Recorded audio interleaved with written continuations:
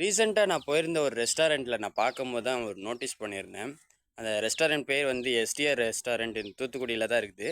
So நான் அங்கே போயிட்டு நான் மெனு கார்டு பார்த்து ஃபுட் ஆர்டர் பண்ணும்போது தான் நான் ஒன்று நோட்டீஸ் பண்ணேன். அவங்களோட லோகோ அண்ட் அவங்களோட ஃபாண்ட்ஸ் எல்லாமே நீங்கள் பார்த்தீங்கன்னா எல்லாமே ஷார்ப் எட்ஜஸில் இருக்கிற ஃபாண்ட்ஸாக இருக்குது. அண்டு ஒரு லோகோ வந்து எப்படி டிசைன் பண்ணணுன்ட்டு பக்காவான டிசைன்.